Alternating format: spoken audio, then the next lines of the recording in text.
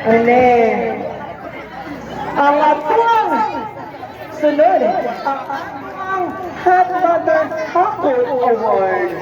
Candidate number 4. So, unsa ang imong nabati karon nga usa ka sa mga idolo sa mga uban usa ka sa mga gipakpakan kay Hapon Award jud. Unsa ang imong masulting ganina sa imong mga fans? Salamat kay wa ko na-expect nga makakuha ko sa award kay dili unexpected pagka pila na ko ani pero salamat ninyo kay wala di ko na-expect og salamat po sa Ginoo kaya ang tanan. Oh, thanks, girl! Atong pangutana, di ba tumawag pangutana dahil?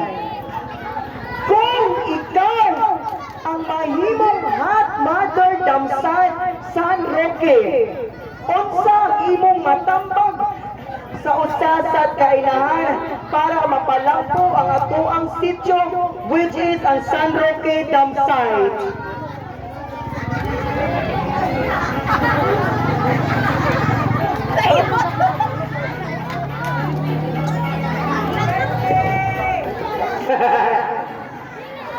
Thank you for the wonderful question.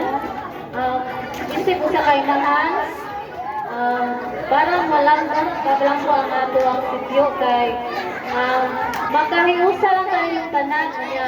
Iwas sa ato sang ato i-minimize ang atong pagkamarites. Kaya ako isip ko sa malulupyo diri sa downside, dili ko wala ko daghang amiga, dili ko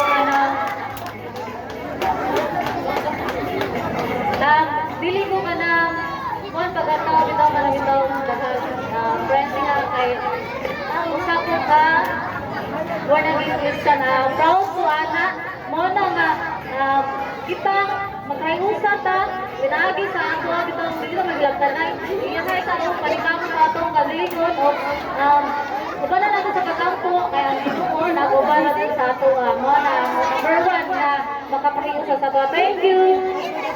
Thank you! O para po na po, no? Ang pagkahiusa sa tuwang sityo, usara jud ang ato ang pagtinabangay.